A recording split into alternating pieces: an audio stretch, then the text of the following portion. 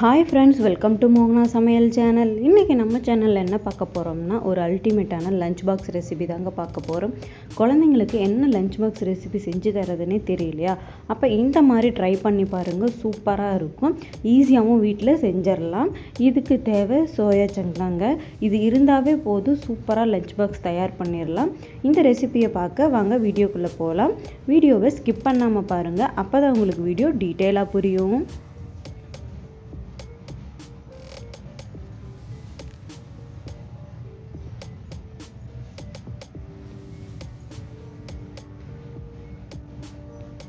Hi friends, இந்த lunch box recipe செய்யறதுக்கு நான் இன்றைக்கி 1 கப் சோயா சங்க் எடுத்திருக்கேன். இப்போ பாருங்கள், இந்த அளவுக்கு சோயா 1 கப் எடுத்திருக்கேன். இதில் தண்ணி ஊற்றி ஊற விட்டுறலாம். பாருங்கள், இந்த சைஸில் இருக்கணும். நீங்கள் பெரிய சைஸ் சோயா கூட எடுத்துக்கலாம். இப்போ கொஞ்சமாக மூழ்கிற அளவுக்கு தண்ணி எடுத்துக்கலாம். பாருங்கள், தண்ணி எடுத்ததுக்கப்புறம் இதை ஒரு தட்டு போட்டு மூடி விட்டுறலாம். இதை 1 மணி நேரம் ஊற விட்டுருங்க சோயாவை. இப்போ ஊற விட்டதுக்கப்புறம் தேவையான பொருட்களை ரெடி பண்ணிடலாம். பச்சை மிளகாய் தேவைக்கேற்ப, இஞ்சி பூண்டு இடித்தது, இது கூடவே ஒரு பெரிய சைஸ் வெங்காயத்தை நீளவாக்கில் நறுக்கிடலாம். இப்போ 1 மணி நேரம் நல்லா சோயா சங்க் ரெடி ஆகிடுச்சு, ஊறிடுச்சு. இதை தண்ணி இல்லாமல் நல்லா பிழிஞ்சு எடுத்துக்கோங்க. பாருங்கள், இந்த அளவுக்கு நல்லா பிழிஞ்சு தனியாக எடுத்து வச்சுக்கோங்க. அப்போ தான் நம்ம மசாலாலாம் ஆட் பண்ணும் போது உள்ளே இறங்கும். இப்போ ஸ்டவ் ஆன் பண்ணி குக்கர் வச்சிடலாம். குக்கர் நல்லா சூடேறினதுக்கப்புறம் ஒரு 3லேருந்து 4 டேபிள் ஸ்பூன் ஆயில் விட்டுக்கலாம். ஆயில் நல்லா சூடேறட்டும். இப்போ பாருங்கள், ஆயில் நல்லா சூடேறிடுச்சு. இது பச்சை மிளகாய் காரத்திற்கேற்ப சேர்த்துக்கோங்க. உங்களுக்கு எவ்வளோ காரம் தேவையோ அந்த அளவுக்கு கூட குறைச்சி சேர்த்துக்கோங்க. இதை சேர்த்து விட்டுட்டு நல்லா மிக்ஸ் பண்ணி விட்டுறலாம். பாருங்கள், இதை நல்லா மிக்ஸ் பண்ணி விட்டதுக்கப்புறம் ஒரு பட்டை, கொஞ்சமாக சோம்பு சேர்த்துக்கோங்க. சேர்த்துட்டு இதையும் நல்லா கலந்து விட்டுக்கலாம். இது கூட இப்போ நறுக்கி வச்ச பெரிய வெங்காயத்தை சேர்த்துக்கலாம். சேர்த்து விட்டுட்டு இதை நல்லா மிக்ஸ் பண்ணி விட்டுறலாம். வெங்காயம் நல்லா கலர் சேஞ்ச் ஆகிற அளவுக்கு வதக்க விட்டுறாதீங்க. சும்மா லேசாக ஒரு நிமிஷத்துலேருந்து 2 நிமிஷம் நல்லா வதக்கி எடுத்துக்கலாம் வெங்காயத்தை.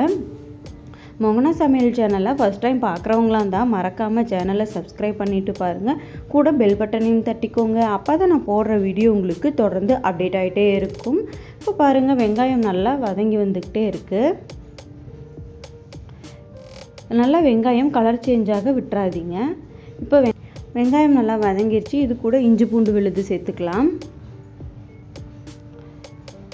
இதை சேர்த்து விட்டுட்டு நல்லா பச்சை வாசனை போகிற அளவுக்கு நல்லா மிக்ஸ் பண்ணி விட்டுருங்க.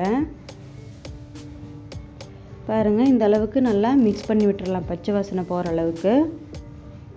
உங்களில் யாருக்கு சோயா சங்க்னா ரொம்ப பிடிக்கும்னு மறக்காமல் கமெண்ட் செக்ஷனில் கமெண்ட் பண்ணுங்கள். டக்குன்னு செஞ்சிடலாம். இதுக்கு ரொம்ப நேரம் தேவை எடுத்துக்காது. வீட்டில் இருக்கக்கூடிய பொருட்களை வச்சே இந்த லஞ்ச் பாக்ஸ் ரெசிபியை தயார் பண்ணிடலாம். அவ்வளோ டேஸ்ட்டாகவும் இருக்கும், ஹெல்த்தியாகவும் கூட இருக்கும்.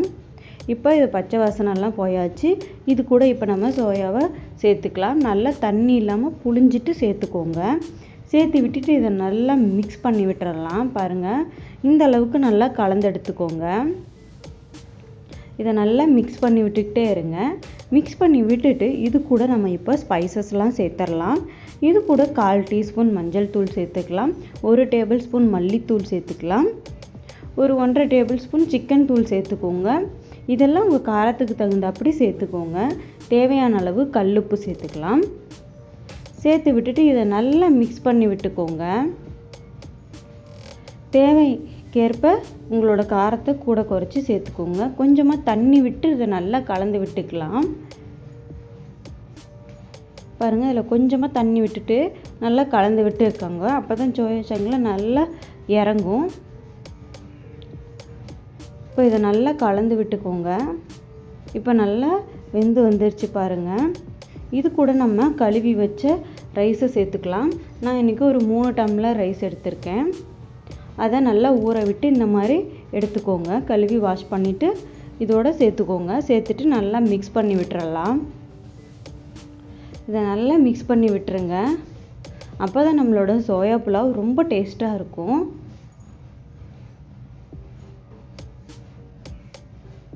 இதை நல்லா மிக்ஸ் பண்ணி விட்டுட்டு இதுக்கு தேவையான அளவு தண்ணி சேர்த்துக்கலாம். நான் இன்றைக்கி 3 டம்ளர் அரிசி எடுத்திருக்கேன். அதுக்கு 6 டம்ளர் தண்ணி கரெக்டான அளவாக இருக்கும். நான் இன்றைக்கி 6 டம்ளர் தண்ணி சேர்த்துக்கிட்டேன். இதை சேர்த்து விட்டுட்டு நல்லா மிக்ஸ் பண்ணி விட்டுருங்க. பாருங்கள், இதை நல்லா மிக்ஸ் பண்ணி விட்டுட்டு ஒரு கொதி வரட்டும். மிக்ஸ் பண்ணி விட்டுட்டு ஒரு கொதி வர வெயிட் பண்ணுங்க.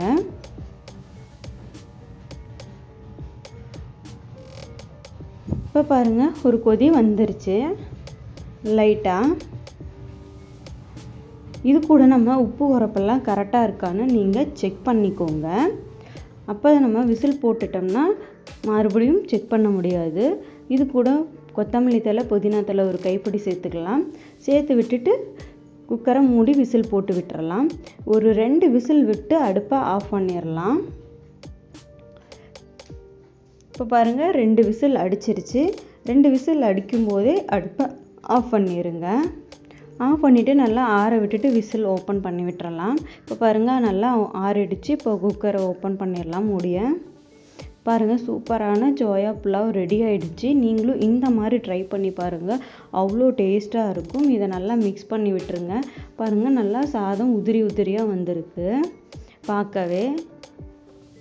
நீங்கள் லஞ்ச் பாக்ஸ் ரெசிபியை இது செய்கிறதுக்கு ஒரு 10 நிமிஷம் கூட ஆகாது.